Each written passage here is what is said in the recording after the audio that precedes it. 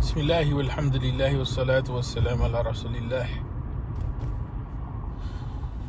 يا ربنا زدنا علما وتقوى وبارك في أوقاتنا وثبت أقدامنا ونعتمد عليك ونتواجه إليك ونستغفرك ونتوب إليك ونعترف على ذنوبنا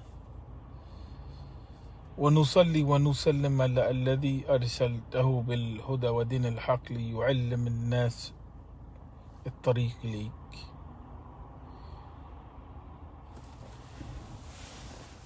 We have some interesting situations that we encounter in the current age that we live in when it comes to the issue of really how to grow from the angle of spiritual development and growth. We find that, when we look at books like Rios, and this is a continuation of a reflection that I was engaged in. Books like Rios are foundational for our growth and our development on the spiritual level. A lot of times what's proffered or was put forward, is books of another type of quality, but Rios lays out a map for us that's based on the prophetic example. And so we find a number of texts that are encouraging us to good deeds. And then we find another set of texts which is encouraging us to a set of values and practices. But it's not enough just to have that type of encouragement. Like, there is a necessity to look deeply into that which holds us back. People experience all kind of struggles in life.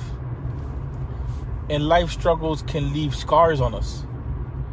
And it's unfortunate, but built into spiritual development for many people is not always encountering ourselves, right? It's not an issue about learning how to encounter that which holds us back.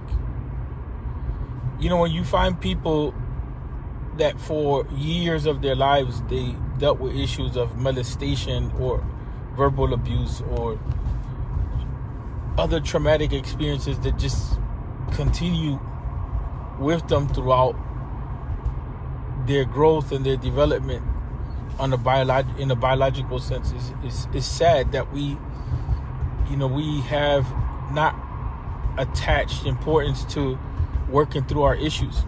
Spirituality, it has two faces to it.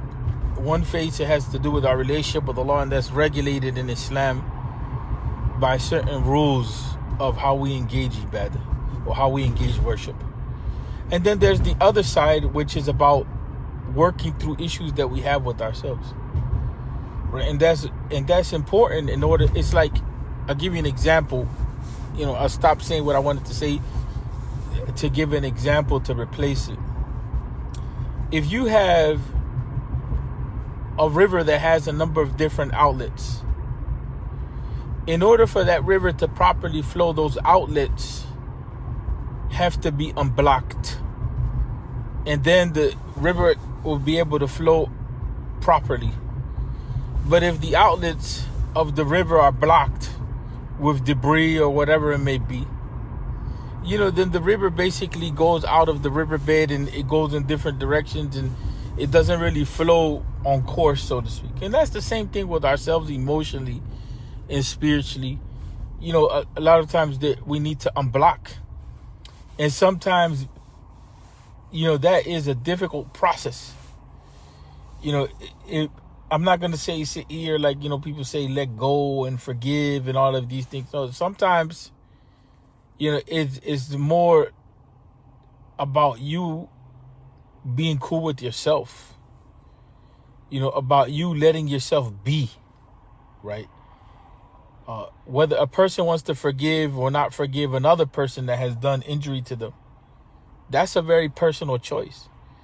Healing is not necessarily predicated on just the issue of somebody forgiving another person because of the harm that basically the harm that they are responsible for. The perp or the perpetuator of harm to a person, there's nothing that says that you have to forgive that person. You may pursue a path to justice. That's just the reality. But you do have to allow yourself to be. You do have to forgive yourself for maybe blaming yourself for something that may not even be within your doing, or it may not have anything to do with you as far as you being responsible. Sometimes people that are injured, especially when we start talking about like abuse in its varying forms, sometimes people, they blame themselves, especially when it comes back to parents. Parents can do a lot of damage on children, or when it comes to, other types of harm that's perpetuated, especially when you start talking about things like molestation, at its varying levels. Sometimes, children have a tendency of blaming themselves. People have a tendency of blaming themselves. And you find sometimes even women may blame themselves if they were raped, and boys, and the same thing in men. People, a lot of times, they take for granted that men, are violated in different ways. You know what I'm saying? And it could happen in a number of different ways, but sometimes people, they allow themselves to be so harsh on themselves in situations in which they're not responsible for, that they have to, forgive themselves. It's not an issue about forgiving the other, but forgiving yourself for the harm that you have done to yourself, of not letting yourself be, of allowing yourself to say, I'm not responsible for this. I'm not the one, I'm not the one that's responsible for this person doing what they did to me. That person chose to do what they did, and it had an impact on me. That's important to go through, especially when other people do damage to you. Whether it's a parent that abandons you, or whether it's, another scenario, like of the scenarios that we've been talking about, like maybe being, psychologically damaged or physically abused. It's important to disconnect and know how to place responsibility where responsibility lies. The reason why I say that is because, without that type of experience, we encounter blockages. And emotionally, when we're not truthful with ourselves, depending upon how we dealt with our past situations, we may find ourselves continuing the process of damage into our later life. I'll try to be a little more clear. Like, if the way that you have dealt with pain, and the way that you have dealt with crisis, and the way that you have dealt with stress, if it's one of those strategies of self-destruction, I remember growing up in Philadelphia. I can't even count the amount of times where people are stressed out, and they will say things like, I'm gonna go get high. You know what I'm saying? And so, like, that's the way, even not even thinking about the consequence, not thinking about the consequence. I mean, I remember actually people getting high and growing up, and I remember hearing of cases where people had OD'd. It went bad for them, whether it was popping pills or whatever. But you saw, seeing youth like that is extremely problematic, and the way that people deal with things. That is a way of, like, you learned in that case that when stress comes, when a bad situation comes, how I'm going to handle that is, in this case, is what they call in the literature or in the practice of counseling and that, self-medicating. But that way of dealing with things may have come from some pain or something that, came before in life. And so you may find yourself in a situation where you may have been hurt, or you may have had a set of experiences which impacted you so negatively that it kind of messes you up, and you take that with you in life later on. And so that every time how you dealt with that is how you deal with every situation. And that's the problem of things like addiction and so on and so forth, is that's what people go through. That they cover over their pain, and they handle their stress in the same way that they may have handled a traumatic experience in the past. So their habits of how they deal with their problems that may have taken place before, become a routine for them. You know what I'm saying? In the now. And so when situations take place, it's like being on a continuum. It's like the pain never left, like the struggle never left, like the hardship never left. And that's why depression is a complicated issue in that regard. Because depression could be a compound of situations, and it could be directly tied into how we deal with things, because we don't know how to deal with things. We have to realize there's a lot of things that we don't learn how to operationalize in this society. We don't learn how to do relationships. We don't learn how to handle emotion. We don't learn how to deal with ourselves on the spiritual level. These are things that are not really taught by the society openly. You have to be part of like a church or a masjid or some religious organization or something to get something to help you orient. These are not things that are popular in this society. And I find that the Muslims, may Allah aid the community, but I find the Muslims, more and more, a lot of us, we don't know how to deal with issues. And so it's like a lot of us have hurt, and we have hurt that we carry, and we carry it for long periods of time. We carry it for long periods of time. Whether it's hurt that comes from divorce, or whether it's the feeling that one began to take on by experiencing neglect and rejection from family, or other situations like I mentioned. But what I find to be extremely problematic, and I've been listening to people lately, and the patterns are the same, is that we as Muslims, we don't talk about certain things, and what it does is it leaves us prisoner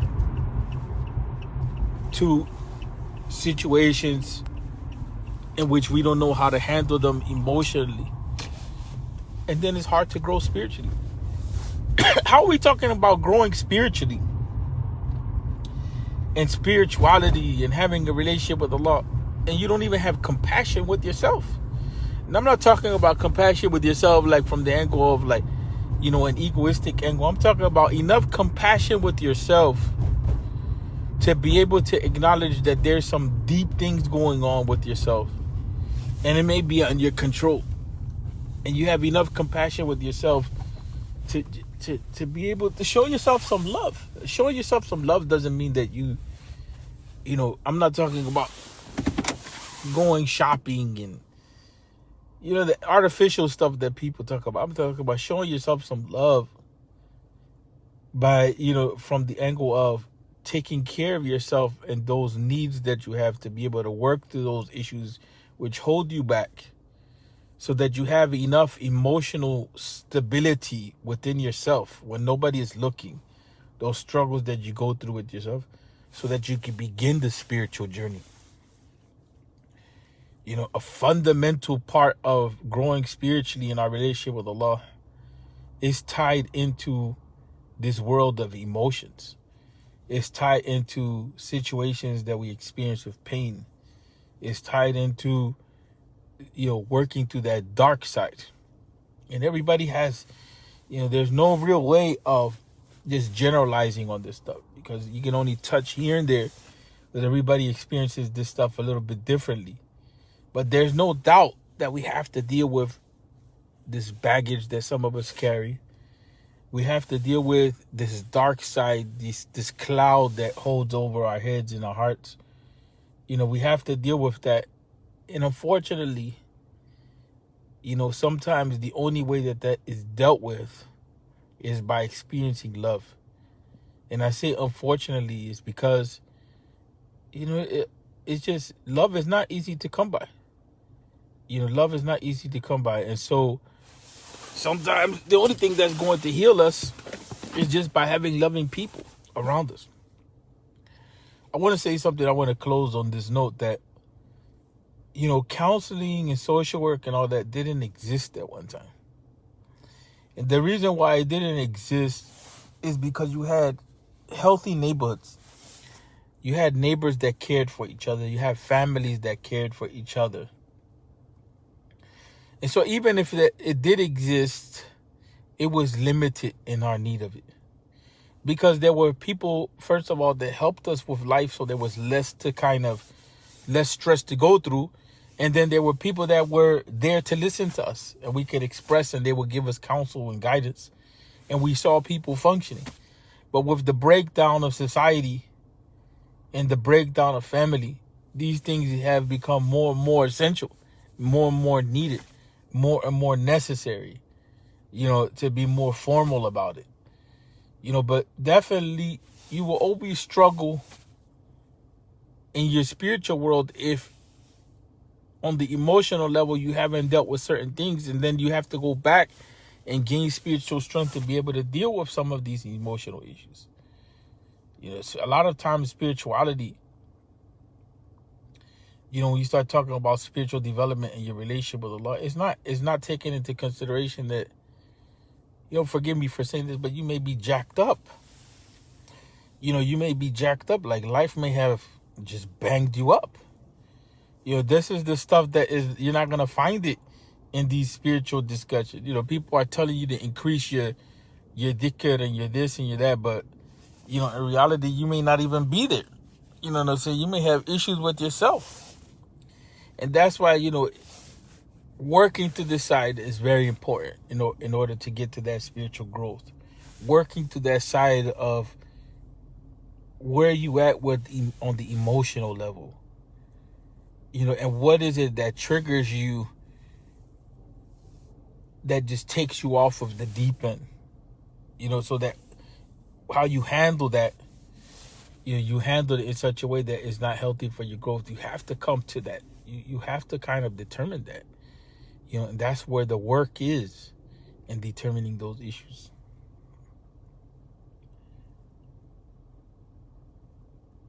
I want to close in saying that accustoming ourselves to sitting still in silence, it is extremely important. Extremely important. Because we live in a rush society, and we live in overstimulated society, culture. We have to just learn how to be still and just chill. I'm not even saying make dhikr. I'm not even saying read Quran. I'm not saying make salah. I'm just saying just chill. Still and just be in the moment. And the reason why I say that is because it's like, anxiety and being jittery, so to speak, uneasy, all of those things come from us not being accustomed to just being still. That's extremely important. You know what I'm saying? And being still and just being in that modality, a lot of it has to do with accepting ourselves. When you can't just chill with yourself, you have to be on your phone. You have to be watching YouTube. You have to be watching Netflix. You have to be eating. Being still, like not doing anything. We have to accustom ourselves, and you begin to not have a need for certain things, and it makes you strong. right? It makes you strong. It makes you prepared to be able to go to the next level working with yourself. And the next level working with yourself is going deeper, is seeing what's going on in the head of yours. What kind of ideas are rolling in the head of yours. What kind of memories are there. What kinds of feelings dominate on a daily basis.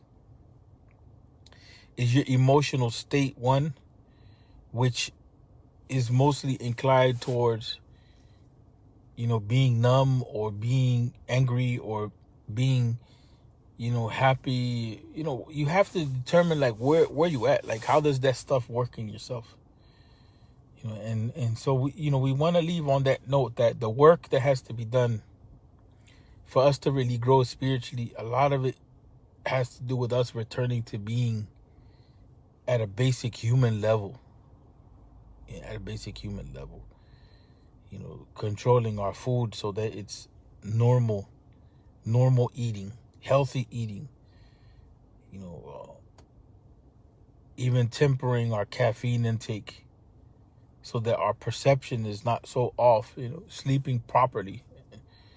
That ties back into the caffeine, so we have energy and strength. The issue also of like monitoring what it is that we see, so that when we put in ourselves positive images, giving ourselves that break in time, trying to get our portion of the Quran in, our portion of the Azkar in that we have. That's all of that stuff is important. But I wanted to leave off on saying that sometimes, a lot of the spiritual talk, a lot of the stuff that we talk about when we start talking about religion and this and that and Aqidah and so on and so forth, a lot of times we're not being upfront with ourselves with regard to our needs and our pains and our hurt. And that's why we don't progress. And we have to acknowledge that, we've gotten to a point with life where there's difficulty. For a lot of people, just at the basic level of marriage, this stuff is not functioning for many people. And that's because there is a lack of stillness. There is a lack of coming to terms with ourselves, where we're at on an emotional level and where we're at with our pain and so on and so forth. And that's not, dhikr by itself, dhikr by itself and reading Quran and Salah, that's not enough to be able to work through these issues. Some of us have been, we've been hurt really bad, and we haven't dealt with it in the equivalent way. That's why we say, be compassionate with yourself. And even sometimes when it comes to, you haven't done, I wanted to make this point. Sometimes some of us have done some real evil stuff. And that's why we have to come to terms with ourselves. And we have to realize that, we have to make amends, be just, be fair, reconcile properly, however that needs to be done. But at the same time, you can't just live in the shade of that, for an eternity. You have to allow yourself to be another person. If you can't see that, that's problematic. Allow yourself to be another person. You don't have to be a monster all of your life. That's why Malcolm X is extremely important in our own growth and development, because he went through so many phases. He went through so many phases, and those phases are phases of a person that's struggling with the self to get to a higher level and not escape from society or reality. So we end on that note. Assalamu alaikum.